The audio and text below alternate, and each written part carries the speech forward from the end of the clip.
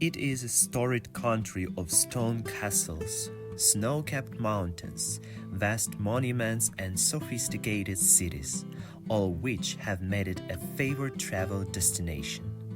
The country is geographically and culturally diverse. In the country's northeast are the broad valley of the Ebro River, the mountainous region of Catalonia, and the hilly coastal plain of Valencia. This is Spain, and we are going to discover it in two very special cities, Barcelona and Valencia. Barcelona is the capital and the largest city of the autonomous community of Catalonia, as well as the second most populous municipality of Spain. Founded as a Roman city, in the Middle Ages Barcelona became the most important city in the Crown of Aragon. Barcelona has a rich cultural heritage and is today an important cultural center and a major tourist destination.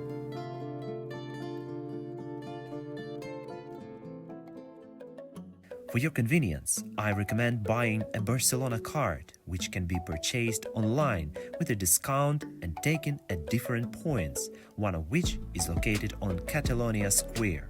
The card includes free visits or discounts to the most popular destinations and a transportation ticket for a subway, buses, or trams. Since the metro system in Barcelona is developed very well, there are stations around all popular sites. Barcelona subway is not very deep, so it takes minutes to go underground. The distance between stations is short and the trains are not crowded.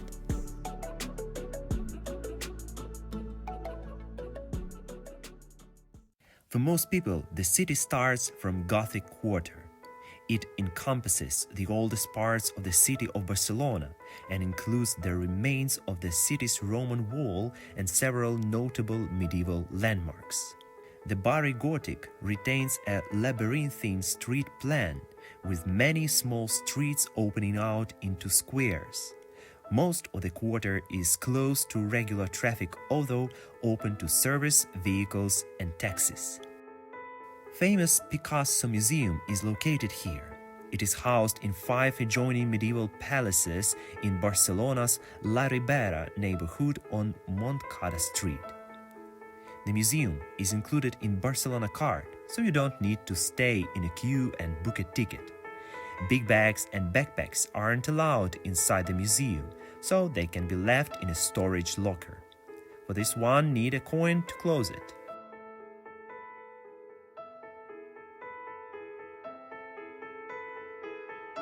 After opening, the coin can be taken back. The museum houses one of the most extensive collections of artworks by the 20th century Spanish artist Pablo Picasso. With 4,251 works exhibited by the painter, the museum has one of the most complete permanent collections of works. Highlights of the collection include 2 of his first major works, the first Communion and Science and Charity. In particular, the Museum of Picasso reveals Picasso's relationship with the city of Barcelona, a relationship that was shaped in his youth and adolescence and continued until his death. The permanent collection is organized into the 3 sections: painting and drawing, engraving, and ceramics. These cover principally the early years of Picasso's artistic life. The museum has very few paintings after 1917, with the exception of the Las Meninas painted in 1957. The collection also includes illustrations made by the artist for various books, as well as ceramics gifted to the museum by Picasso's widow.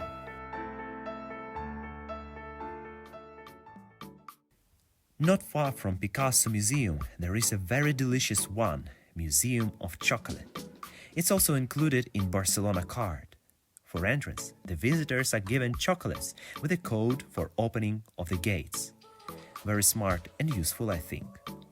The museum is dedicated to chocolate and chocolate products. A special place in the museum is devoted to sculptures created from chocolate, which depict a number of prominent buildings in Barcelona, famous literary and cartoon characters, and so on. It is primarily aimed at children visitors, for whom a number of special educational and entertainment programs have been developed, providing an opportunity to learn about the history of cocoa in Europe and the peculiarities of its use in confectionery, as well as trying one's hand at creating sculptures from chocolate and preparing a variety of desserts on its basis.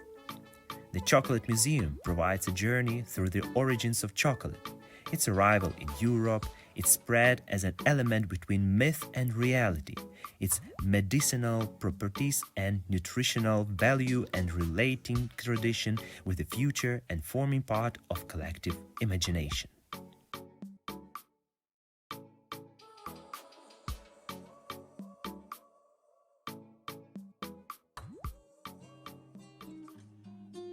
Among thousands of restaurants, I recommend Tapas Barcelona restaurant of Mediterranean cuisine.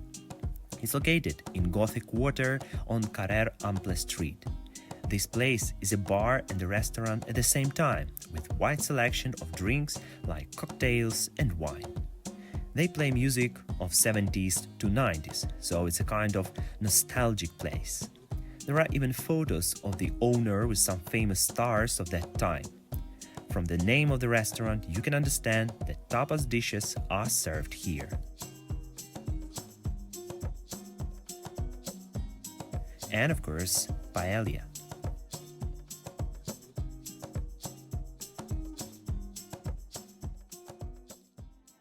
After a hearty dinner, you can take a walk to the most recognizable site in Spain, and of course, it's Sagrada Familia.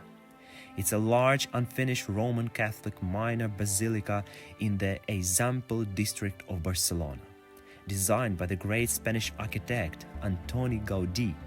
On March 1882, construction of the Sagrada Familia began under architect Francisco de Paula del Villar. In 1883, when Villar resigned, Gaudí took over as chief architect, transforming the project with his architectural and engineering style, combining Gothic and curvilinear Art Nouveau forms. Gaudí devoted the remainder of his life to the project, and he is buried in the crypt. At the time of his death in 1926, less than a quarter of the project was complete. On the subject of the extremely long construction period, Gaudí is said to have remarked, "My client is not in a hurry." Relying solely on private donations, the Sagrada Familia's construction progressed slowly and was interrupted by the Spanish Civil War.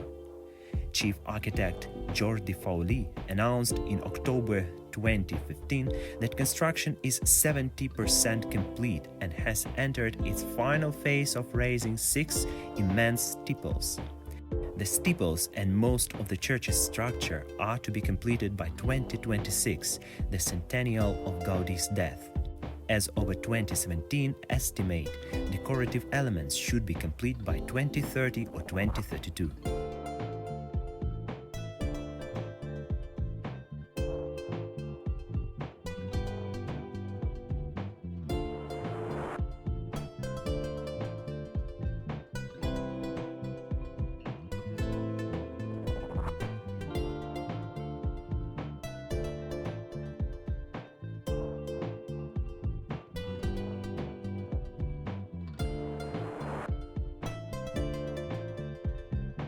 Around Barcelona, you may find other Gaudí's famous masterpieces.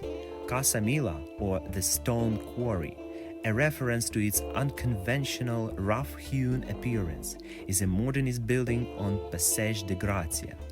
It was the last private residence designed by architect Antoni Gaudí. On the same street, there is one more of Gaudí's work, Casa Battlo. The local name for the building is House of Bones, as it has a visceral, skeletal, organic quality. Like everything Gaudí designed, Casa Battlo is only identifiable as modernism or Art Nouveau in the broadest sense.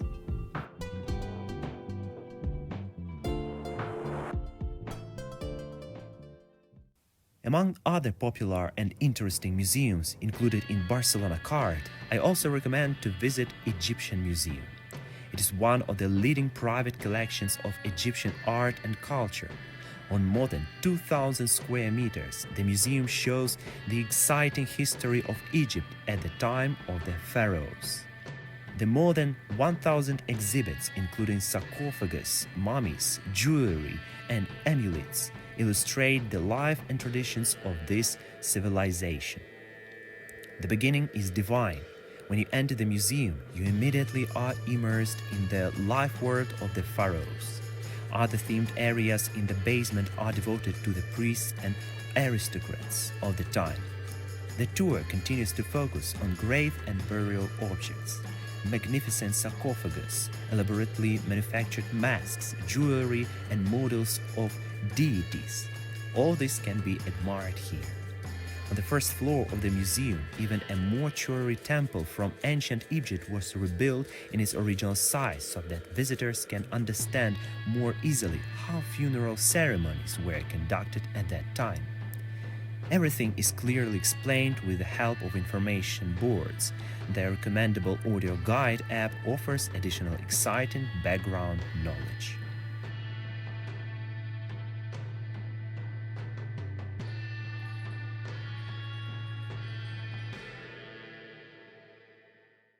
Catalonia Square is a large square in central Barcelona that is generally considered to be both its city center and the place where the old city and the 19th century built example meet. It is especially known for its fountains and stages, its proximity to some of Barcelona's most popular attractions, and the flocks of pigeons that gather in the center.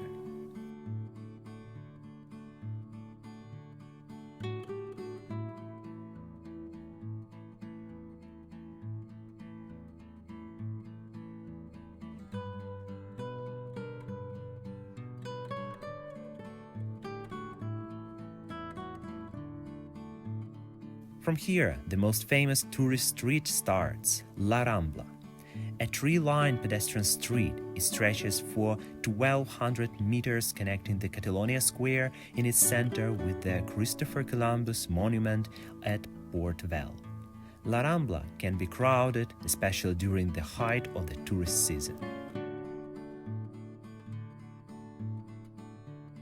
In the middle of the street, there is an entrance to a very famous La Boqueria, a large public market. It's city's foremost tourist landmarks. The market has a very diverse collection of goods.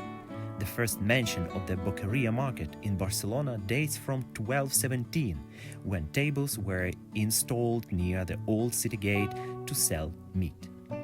The current name is believed to derive from the Catalan boc, meaning goat. Therefore, a boqueria would be a place where goat meat is sold. Nowadays, people come here to buy and eat.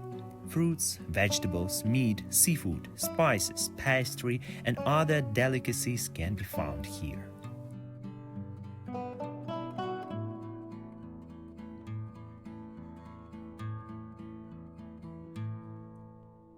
Another remarkable spot on La Rambla is Royal Plaza. The plaza hosts many restaurants and some of the city's most famous nightclubs. The elegant ambience in the plaza is accentuated by the fountain of the Three Graces. Around them, the royal palm trees grace the square, lending it an exotic touch. The two street lamps on both sides of the central fountain were designed by the young Antoni Gaudí. Surmounted by a winged helmet and a dragon, they were put in place in 1879.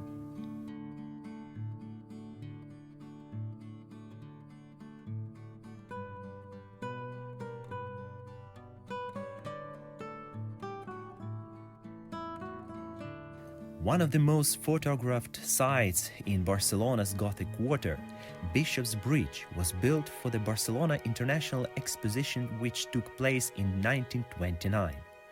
Despite the fact that it is one of the newest buildings in the area, the Neo-Gothic bridge is associated with several local legends and superstitions. The legend states that if you make a wish while walking backwards under the bridge and looking directly at the skull, then that wish will come true. The bridge is located near another famous square, St. James's Square. It's a center of the old city and the administrative heart of both Barcelona and surrounding Catalonia. This is because the palace of the Generalitat of Catalonia and the city hall are located here across from one another.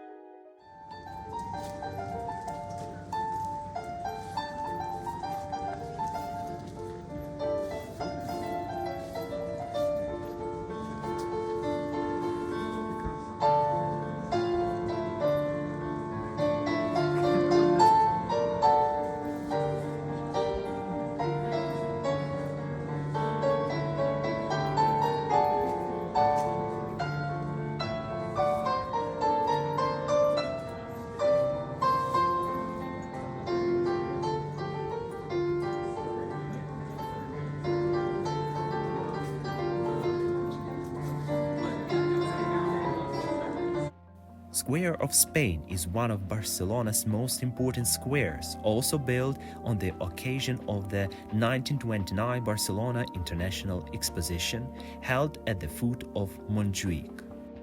It houses one of Catalonia's finest museums, 47-meter-tall Venetian towers, a fountain in center of the square, and the arena of Barcelona shopping center. From here, Avinguda de la Reina Maria Cristina Avenue leads to National Art Museum of Catalonia, a part of the Fair of Barcelona based here. It's also the starting point of the Barcelona Marathon. The most visible and the most remarkable construction here is the museum. It's situated on Montjuic Hill. The museum is housed in the National Palace, a huge Italian-style building dating to 1929. It is one of the largest museums in Spain.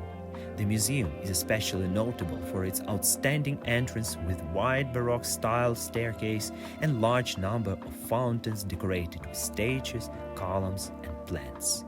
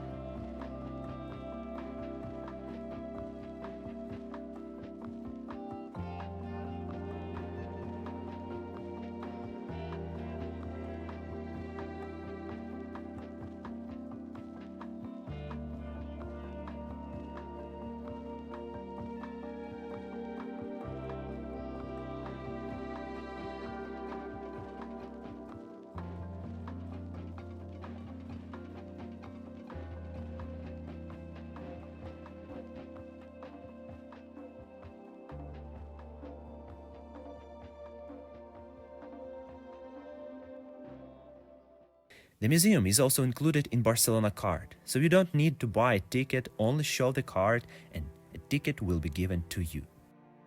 The museum is especially notable for collection of Romanesque church paintings and for Catalan art and design from the late 19th and early 20th centuries, including Modernisme and Noucentisme.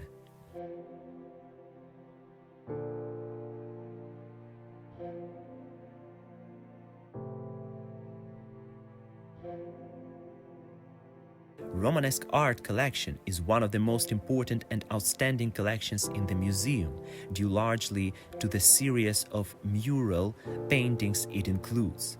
Indeed, the National Museum Romanesque collection is unmatched by that of any other museum in the world.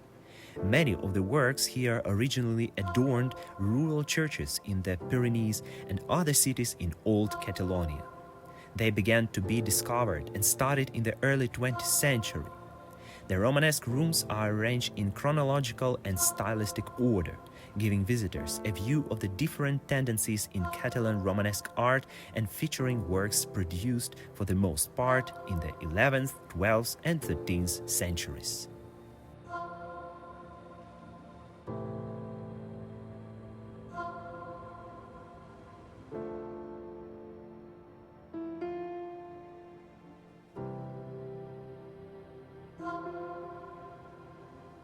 Renaissance and Baroque art collection comprises pieces of priceless cultural heritage that, unlike the collections at other great national museums in Europe, which were generally built up from royal and aristocratic collections, was established in Catalonia through the acquisition of local pieces and later complemented by donations and acquisitions from private galleries.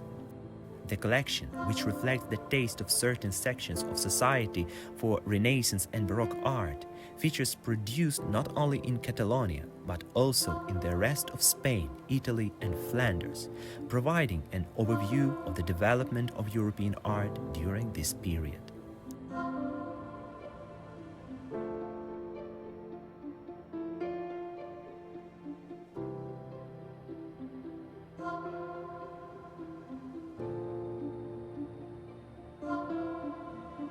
The modern art collection contains a selection of the finest Catalan art from the early 19th century until the 1940s. The first part of this itinerary is devoted to the neoclassical, romantic and realist movements. Modernisme is a movement of enormous artistic and cultural importance in Catalonia, is one of the central themes in the National Museum Modern Art collection.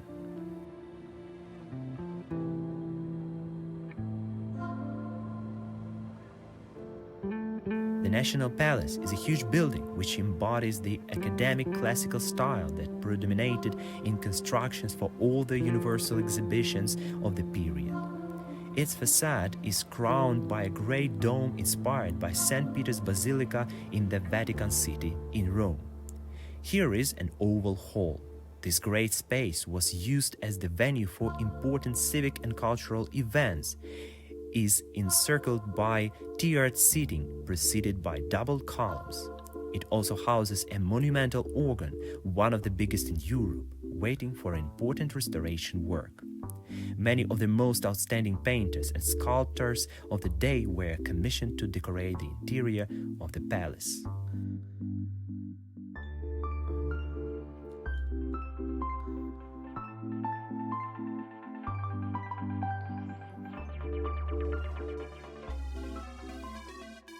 Except the subway system, the trams are also very convenient for moving around the city.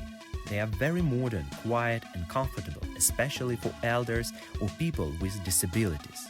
Their transportation ticket, which is given with the Barcelona card, is also accepted.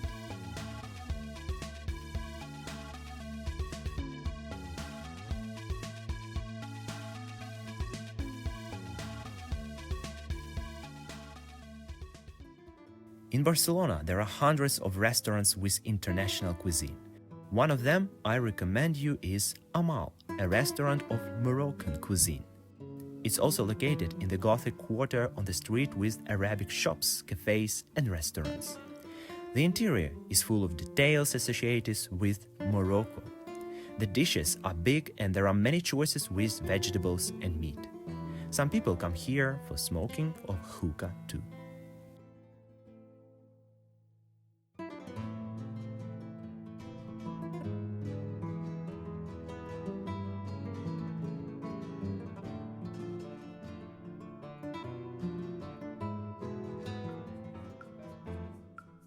One of the most popular and famous parks, Ciutadella, starts with a remarkable construction, a Triumphal Arch.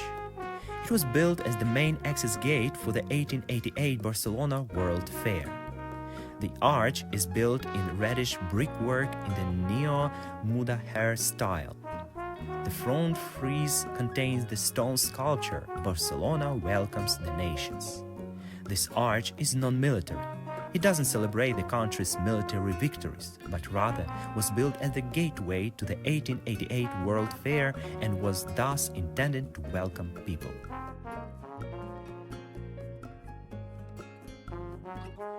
Passage de Louis Companys is a wide central promenade leading to the Citadel Park that now occupies the site of the World Fair. It's a place where every day thousands of people come to have fun among beautiful decorations on the street. It ends with a sculptural work dedicated to the lawyer, politician and mayor of Barcelona and the main promoter of the Universal Exhibition of 1888.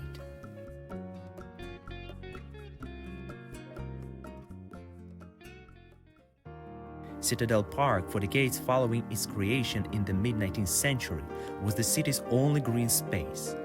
It includes the city zoo, Palace of the Parliament of Catalonia, a small lake, museums, and a large fountain with possible contributions by the young Antoni Gaudí. One of absolute favorite attractions in the park is the spectacular Cascada Monumental fountain. It really is a hidden gem, so stunning and breathtaking. On each side of the Cascada Monumental, you will find two stairs giving access to a little podium that you can find in the center of the waterfall. Gaudí designed the hydraulic pipework of the Cascada, as well as designing two beautiful decorative medallions which you can find on the top of the fountain. In addition to this extremely magnificent piece of art, there are also spectacular sculptures. The top sculpture represents the birth of the goddess Venus.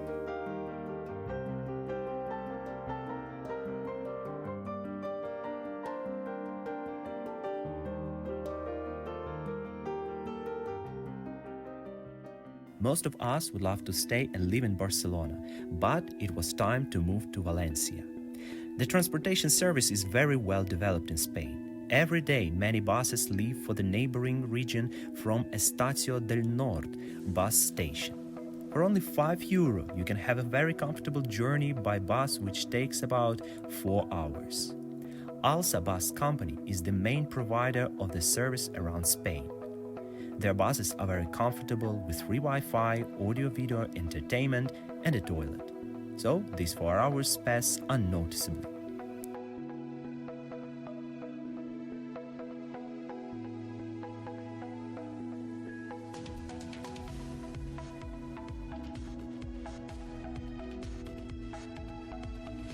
If you prefer to travel by train, remember that they are more expensive and unfortunately may be late. The train leaves from Barcelona Sants railway station.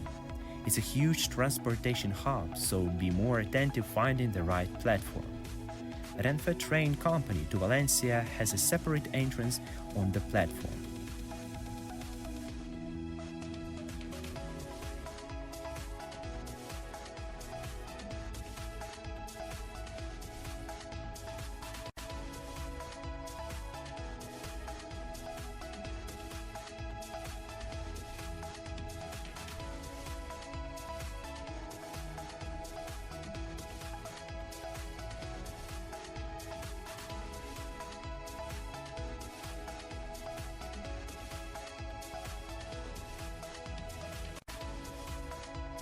The first half of Spanish trip is over here. Hope this video and all the tips are useful for you. In the next episodes, I will tell where to stay in Barcelona. Thank you for watching. Like the video if you enjoyed it and subscribe the channel if you don't want to miss the next episodes. Let's discover the world together.